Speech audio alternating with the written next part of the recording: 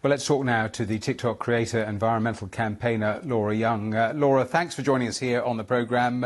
You're very vocal on TikTok about climate change. How worrying is it, just the amount of misinformation, denial that there actually is on that platform? It's extremely worrying, and as that clip has just shown, one of the problems is these videos can really go viral, is the term, and get millions and millions of views. And TikTok works with an algorithm that feeds people more of what they watch and more of what they like. So it's also worrying to know that if somebody is engaging with climate misinformation, they will likely be getting more and more of that as they continue to scroll. And this is a lot of young people, particularly on TikTok, being fed lots of misinformation, lots of confusion around potentially conflicting what they learn in the traditional media or at school, especially when it comes to climate change. And this has real world impacts because, of course, it is creating distrust among young people and people on TikTok who are getting this information, and the climate movement and the policy makers who are trying to do things for green initiatives. And there are just millions of videos out there that just do contain this misinformation. And the other thing that we saw there was that it looks really difficult to get a lot of this stuff taken down, even when it's been flagged.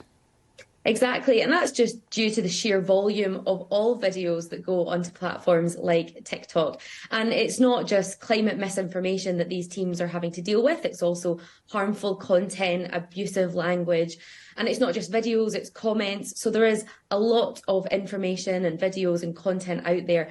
And I think what we're seeing is TikTok as a company struggling to deal with that. And certainly 95% of the videos that you checked were still there. So it's not happening quickly enough, and it's not happening efficiently enough for getting rid of these videos which are creating harm.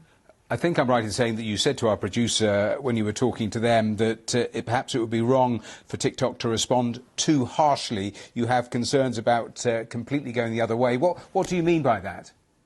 I think it's good to have some form of conversation, particularly to help with education and awareness raising. So we want people to be able to have debate and conversation, but we know that there are just some particularly harmful videos that need to get removed. But something that has come up on a different social media platform, on Twitter, are these things called community notes. And it's almost a chance for regular people to add their thoughts or comments or give context to information that's put out there. And I think we could see a lot more of that happening on other platforms, and TikTok in particular, is being able to show that there is debate, that there needs to be more nuance, more context, and that could certainly be done more. But I know for certain it's good to be learning and changing our views as we have more information. So we don't want all climate information to be taken down, and we also don't want accounts that are putting out things there to be too sensitively brought under, and then we lose all content. So we need to be looking at this from the bigger picture. Laura Young, good to talk to you. Thanks so much for joining us on the programme. Thank you.